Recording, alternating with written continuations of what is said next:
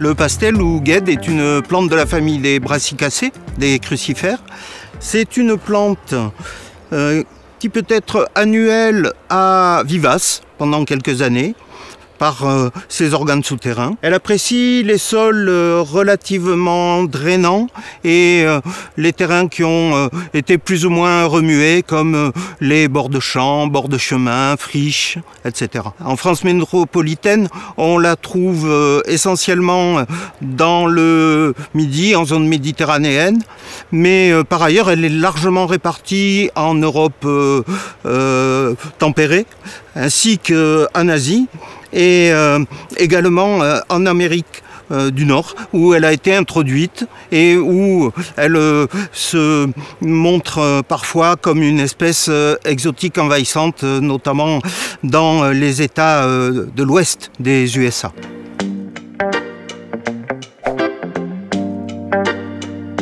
Alors, à son jeune stade, il se présente sous la forme d'une rosette, c'est-à-dire un ensemble de feuilles qui partent toutes du même point. Et ces feuilles, on le voit, ont un long pétiole et ensuite un limbe plan classique. Mais donc elles sont longuement pétiolées. Ensuite, la plante va se mettre à monter, c'est le cas ici. Elle va élaborer une tige et on voit que les feuilles changent, n'ont plus de pétiole. Et en revanche, elles sont embrassantes par rapport à la tige. Elles l'embrassent par deux oreillettes, de part et d'autre. Par ailleurs, les feuilles de la base qu'on a vues tout à l'heure étaient assez poilues, tandis que, en général, celles qui sont le long de la tige ne le sont plus. Et le feuillage a alors une couleur glauque, c'est-à-dire vert bleuté.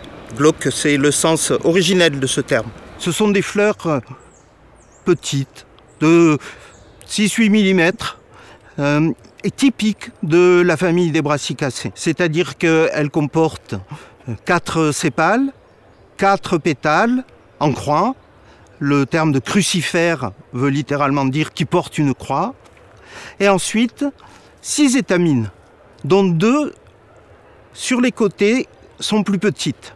Enfin, au centre, on a un gynécée qui est formé de 2 carpelles, ce qui n'est pas toujours facile à voir. Il faut essayer de regarder le sommet du stigmate qui peut présenter 2 lobes délimités par une petite rainure centrale. Pas toujours évident. Les fruits, pour la famille des brassicacées, sont plus originaux ici, puisque ce sont des fruits qui ne vont pas s'ouvrir à maturité, des fruits secs indéhiscents, alors que généralement les siliques et les silicules, caractéristiques de cette famille, s'ouvrent à maturité. Ils sont bordés par une petite aile qui favorise leur dispersion lors des grands coups de vent, voire lors des ruissellements torrentiels qui peuvent survenir, notamment en région méditerranéenne. Donc ici, on a un seul fruit, donc qui est le devenir du gynécée, qui a commencé à virer de couleur et qui va devenir plus franchement brun-noir et porté par son pédicelle qui supportait auparavant la fleur. Cultivé depuis l'Antiquité gréco-romaine, le pastel a été à l'origine d'une économie florissante en France métropolitaine. D'abord en Picardie, puis dans le sud-ouest, les environs de Toulouse, le Lauragais. Le bleu pastel est obtenu après divers traitements. Tout d'abord, on cueille les feuilles à l'état de rosette. On les broie de manière à en exprimer le sucre et à constituer une pâte que l'on va laisser sécher quelque temps avant de pouvoir la modeler sous la forme de boules, ce qu'on appelait les coques ou cocagnes, et qui ont donné leur nom au pays de Cocagne, le pays de la culture du pastel dans le Lauragais. Ces coques ainsi formées sont encore mises à sécher jusqu'à dessiccation parfaite, et c'est à cet état que le pastel était vendu par le producteur. Après cela venait une nouvelle étape. Il s'agissait de broyer les boules, broyer les coques en une fine poudre qu'on appelait la granate. C'est un terme qui a la même origine que le égrené français, un agranate occitan.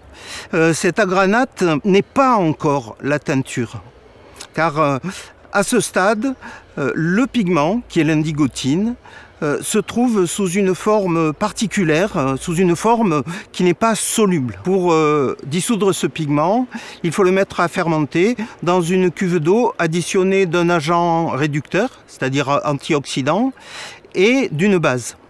On utilisait souvent, selon les régions, l'urine.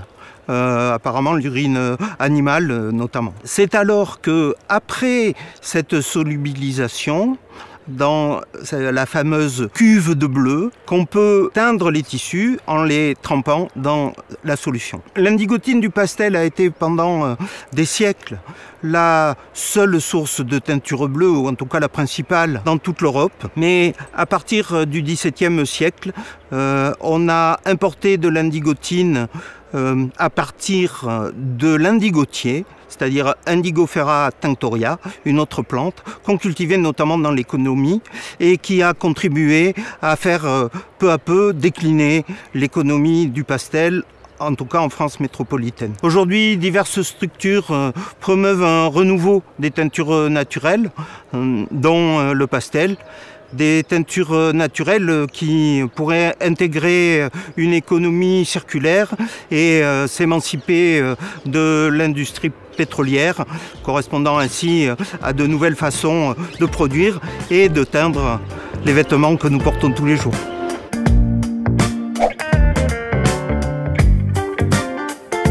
Dans cette vidéo, nous avons vu que le coton est une malvacée dont les fibres cellulosiques sont des expansions épidermiques de la graine. Nous avons vu que l'EVA est une forbiacée dont on exploite le latex, riche en un isoprénoïde particulier, le caoutchouc. Nous avons vu que le pastel est une brassicacée dont le pigment bleu ne se révèle qu'après divers traitements, dont une fermentation en milieu alcalin et avec un antioxydant.